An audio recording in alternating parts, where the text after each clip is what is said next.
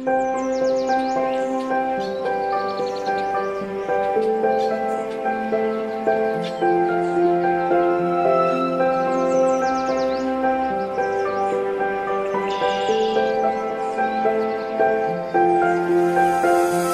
tayo ngayon sa Kapas Tarlac at ipapakita namin sa inyo kung ano yung makukuha ninyo for a 4.3 million pesos na house and lot.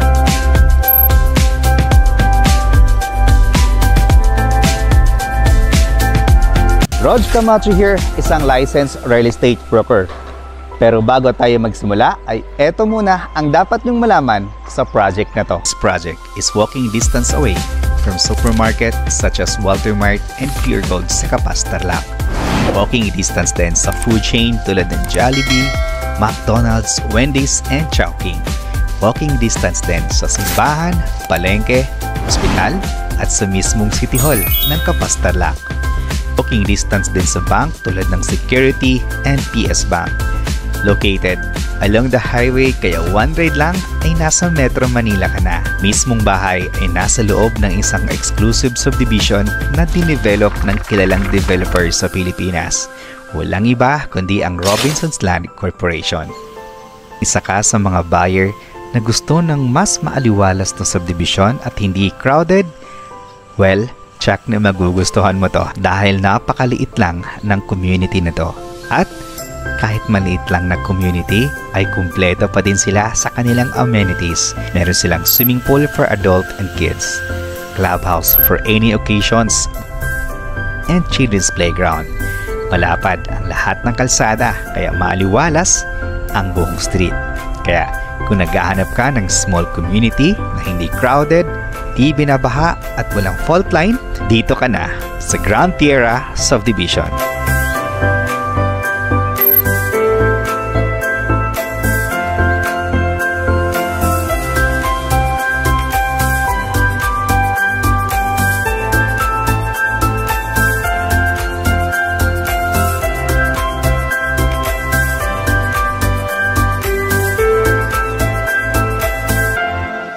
Ang kagandahan sa project na to ay malalapad yung kanilang kalsada. Sa kanilang main road ay nasa mga 10 to 12 meters wide. At para naman sa kanilang secondary road ay meron silang 8 meters wide.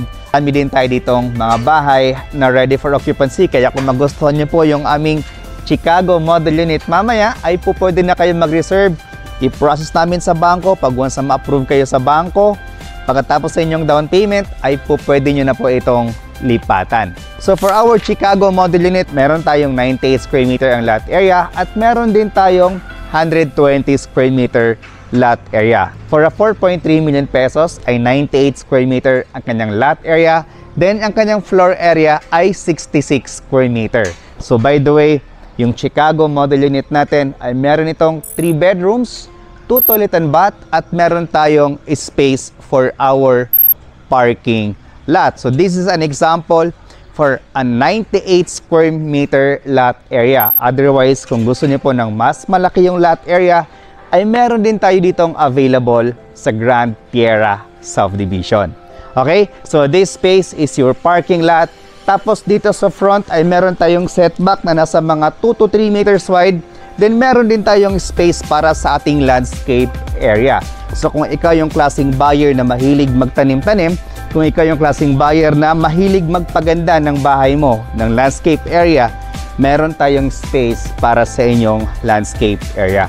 Then again, this side is your parking lot. Tapos dito din sa likod ay meron tayong setback, which is itong setback na to ay kadalasan ito ay para sa ating source ng natural light and ventilation on this side. So hanggang dito yung ating area for a 98 square meter up to 120 square meter lot area. Alam nyo, kagandahan dito no sa Tarlac ay walang traffic, no? Tsaka very relaxing yung environment. Wala masyadong mga bahay. Kaya mas maaliwalas. Okay? Ngayon, pasok tayo dito sa loob. So meron tayong entry porch. Dito, pwede ka mag-set up dito ng upuan. Ayan. Parang mini balcony mo na rin dito sa ilalim ng bahay mo. Diba? So, pasok tayo sa loob. Ito, yung actual turnover natin. So, meron tayong tiles, meron tayong paint, and partition. So, sa entrance ng bahay nila, kitang-kita natin, ano, hotel finish yung gamit nilang main door. Pasok tayo sa loob. So, pagpasok natin dito sa loob, ay bubungad sa atin yung ating very functional na living area. Meron tayong malaking window dyan sa side na yan. Tapos, pwede nating ilagay yung ating aircon dito sa side na to. Okay? Tapos, pwede nating ilagay dito yung ating television. Tapos, lagyan na lang natin dito ng parang fluted panel. So, kayo na po ang bahala magpaganda pag once na i-turn over ng developer sa inyo yung bahay. Hindi kalayuan sa ating living area ay dito natin makikita yung ating dining area. So, sa dining area, nag-set up sila ng 6-seaters na dining table. Then, yan yung mga space na natitira for a 66 square meter na floor area na nilagyan na po ng dining set. Ito, yung kanilang L-type na kitchen area. So, dito sa side na to, pwede natin ilagay yung inyong refrigerator. Tapos, dito naman sa side na to is yung inyong gas range. Tapos, yung mga built-in cabinet. Yan. Then, meron tayo ditong source of natural light and ventilation dito naman sa ating sink. So, pagdating naman dito sa ating kitchen area, no, meron tayong single sink. Tapos, dito sa side na to, dito natin matatagpuan yung ating toilet and bath. So, sa turnover ng toilet and bath natin, complete na yan. Meron tayong shower area, floor to ceiling yung tiles natin. Then, eto, lavatory, tsaka yung ating water closet. Okay. Tapos, meron tayo ditong back door papunta sa ating service area. So, ang extension nito hanggang dito pa to. Hanggang dito po yung lot natin. Kung gusto niyo pong i-move yung inyong living area, yung inyong kitchen area dito sa likuran, kasi sayang din naman to in the near future kung gusto niyo pong magpalaki ng bahay ninyo, i-extend yung bahay ninyo. Ayan, yung mga natitirang space pa for a 98 square meter or 120 square meter na lot area. Okay, so dito sa ilalim hagdanan, no, meron pa tayo ditong space. Pwede nyo po siyang gawing storage room, yan, or pantry. Okay, so dito naman sa stairs natin, mapapansin niyo, ang stairs natin ay buhos, tapos yung railings natin ay bakal.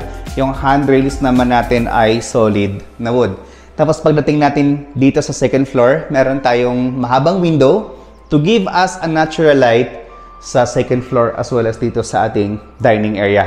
Then, ganoon din dito. Meron tayong natural light. Okay. At ang kagandahan dito, no, yung floor to ceiling height niya is okay. Mataas. Ayan, kitang-kita natin. Makikita niyo yan pag once na nagpa-tripping kayo. Personally, makita niyo po na mataas yung floor to ceiling height natin dito.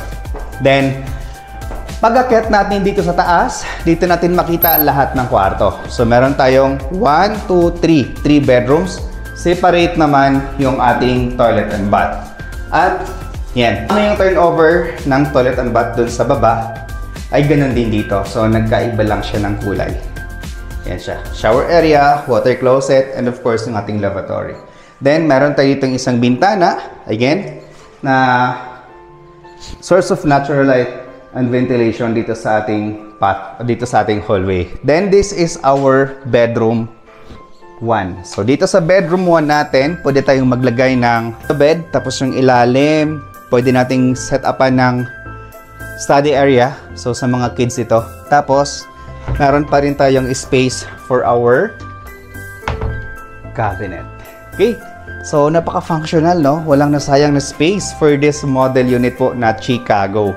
Then, dito din ay naglagay sila ng double size na bed. So, kanina, double deck dito, double size na bed. Meron tayong space doon at meron tayong space dito. So, normally, ito yung mga klase ng size ng kwarto na gustong-gusto ng mga future homeowners natin na merong space doon na kung saan ay makalakad ka pa hanggang dito, no? Yung iba na dikit, normally ayaw nila ng ganon. So, eto, pinakita sa atin ng developer na very spacious yung kanilang kwarto kasi meron pa silang space dito. And aside from that, space na mga yan, ano? Meron din tayo ditong space for your built-in cabinet. Then, vanity table. Okay? Perfect. Ang ganda ng bahay nito. Then, lastly is our master bedroom. So, dito sa master bedroom, naglagay sila ng double size na bed, up to queen size na bed, kasya naman din dito. Then, we have this space, no? 4 doors na closet.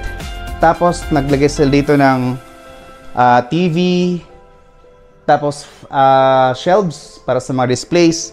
Then, ang kinagandahan dito ay meron siyang access dito sa balcony.